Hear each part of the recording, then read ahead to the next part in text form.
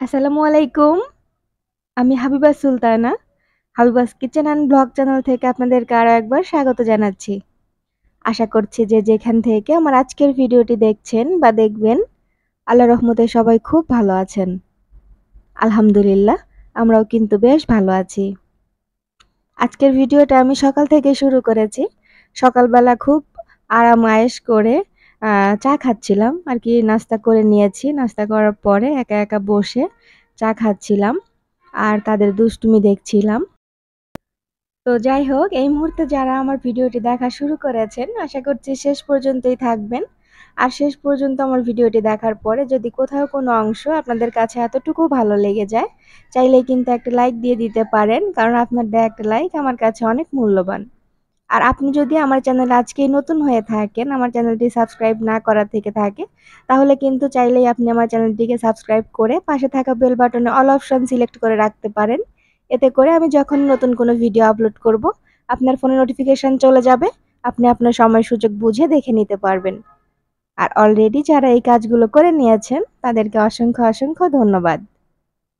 তো যাই হোক, আমি সকালে নাস্তা করে তারপরে তো আরাম আয়েশ করে খুব সুন্দরভাবে চা খেয়েছি আর আম পাখিগুলোর সাথে মানে সময় কাটিয়ে এসেছি। এখন ঠান্ডা মাথায় একটু ঘরটাকে গুছিয়ে নিচ্ছি। কারণ দেখা গিয়েছে যে ঘর গোছানো না থাকলে কিন্তু মানে সারাদিন মনে হয় যে সব কাজই এলোমেলো, কোনো কাজই করা হয়নি। তো বেডরুমটাকে আগে গুছিয়ে নিচ্ছি। আমার ড্রেসিং টেবিলটা কিন্তু কোনো সময়ই গোছানো থাকে না।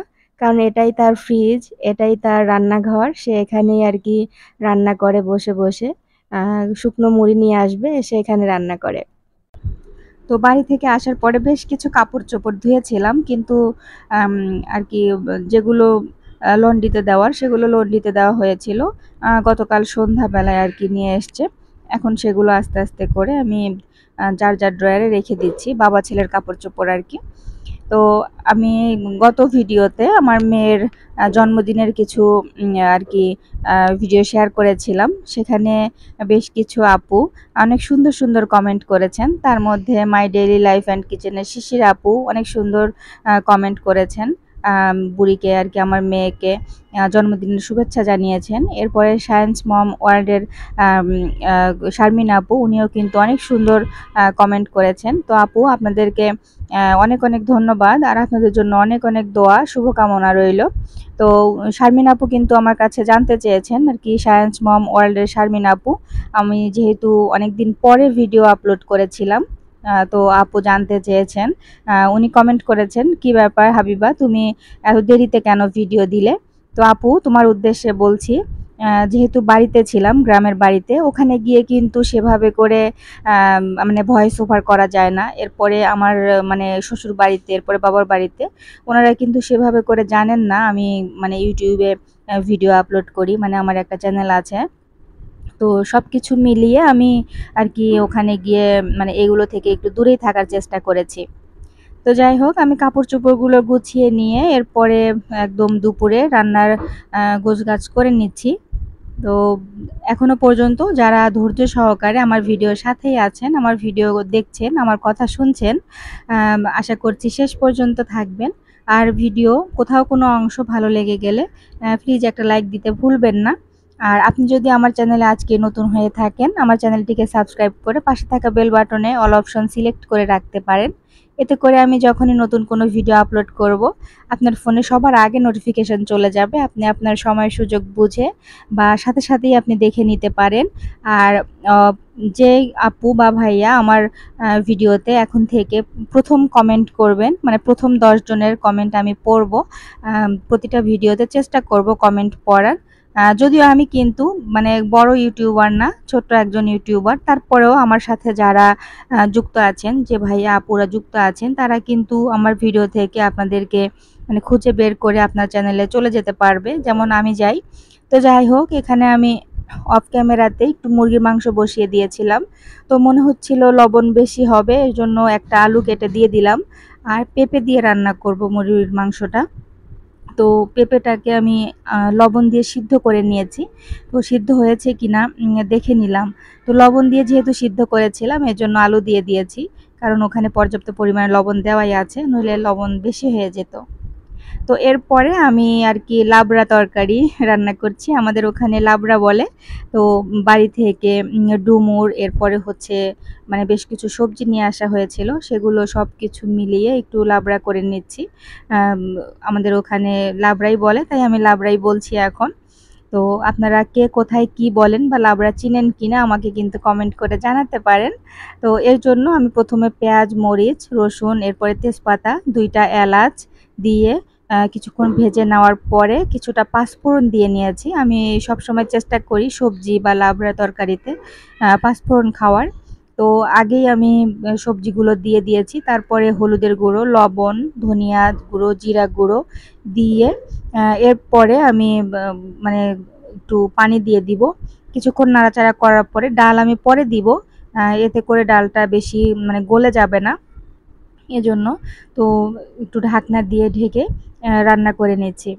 তো এরপরে পাশের চুলায় যেহেতু আমি মুরগির মাংসটাকে দিয়ে দিয়েছিলাম, তো মুরগির মাংসেও পেঁপে দিয়ে একটু পানি দিয়ে নাড়াচাড়া করে আর কি একটু ঢাকনা দিয়ে রেখে দিব। তো যাই হোক, আমি কিন্তু মানে প্রচণ্ড গরম পড়েছে, এর জন্য মানে ভয়েস ওভার করছি। আমার মানে কথা কেমন যেন আটকে যাচ্ছে। ঠান্ডার সমস্যা হচ্ছে। আমার এই একটা সমস্যা, যেহেতু অ্যালার্জির সমস্যা আছে, তো প্রচণ্ড শীতেও আমার সমস্যা হয়, আবার গরমেও কিন্তু সমস্যা হয়। তো এর মধ্যে আমি এই তো লাবড়া তরকারিটা হয়ে গিয়েছে। আমি বেশি আর কি ঝোল রাখবো না, শুকনো শুকনো করেই নিয়েছি। আর এই সবজিগুলো, এই লাবড়া তরকারিগুলো কিন্তু একটু বেশি করেই খেতে ইচ্ছে করে। তো ঝাল লবণ বেশি হলে খুব বেশি খাওয়া যায় না। তো যাই হোক, এখন আমি সবগুলো রান্না শেষ করে নিয়েছি। এরপরে ওদেরকেও গোসল করিয়ে দিয়েছি। এখন টেবিলটাকে সুন্দর করে মুছে পরিষ্কার করে খাবার মানে গুছিয়ে দিয়ে দিব। কারণ আবরার বাবা হয়তো খুব তাড়াতাড়ি চলে আসবে। ১টা বাজার আগেই আমি চেষ্টা করি সবসময়ই টেবিলটাকে গুছিয়ে খাবার রেডি করে রেখে দিতে। যেন উনি এসে মানে আমাকে রান্নাঘরে না দেখেন। এত গরমের মধ্যে রান্নাঘরে দেখলে কিন্তু রেগে যায় যে, "এখনো রান্না করছো, শেষ হয়নি?" তো যাই হোক, আমি টেবিলে সবগুলো খাবার দিয়ে দিচ্ছি। আর আবরারকেও খাবার দিয়ে দিব। আ এখন আর কি লাবড়া তরকারি করেছিলাম, মুরগির মাংস করেছি, এগুলো দেখেছেন। আর আ গতকালকের একটু ডাল ভুনা ছিল, সেটাও গরম করে নিয়েছি। তো আমি ভেবেছিলাম আবরার হয়তো খাবে না। আ যেহেতু ডালটা একটু মানে আ আ ঘন, ও পাতলা ডালটা বেশি পছন্দ করে। কিন্তু পরে দেখলাম যে সে আমি যে তরকারিগুলো দিয়েছি, মানে মাংসের তরকারি, এরপরে হচ্ছে লাবড়া তরকারি দিয়েছি। সে কিন্তু ডাল ভুনাটা দেখে আগে ডালটা নিয়ে নিয়েছে। আর বেশ মজা করেই কিন্তু খাচ্ছিল। যাই হোক, মাঝে মাঝে কিন্তু ধারণা মানে নিজের ধারণা ভুল হয়। আ আমি যেটা ভাবি তার উল্টোটাই কিন্তু হয়। তো যাই হোক, আমি কথা বলতে বলতে অনেক কথাই বলে ফেলেছি। হয়তো অনেক ভুল ত্রুটিও হয়েছে। আমার কথা বা কাজে কোনো ভুল ত্রুটি হলে প্লিজ ক্ষমা সুন্দর দৃষ্টিতে দেখবেন। আর অবশ্যই একটা কমেন্ট করে জানাবেন কোথায় মানে ভুল করেছি। আর আমি কিন্তু একদম ভিডিওর শেষ পর্যায়ে চলে এসেছি। সবাই ভালো থাকবেন, সুস্থ থাকবেন। আমাদের জন্য অনেক অনেক দোয়া করবেন। আল্লাহ হাফেজ। আসসালামু আলাইকুম।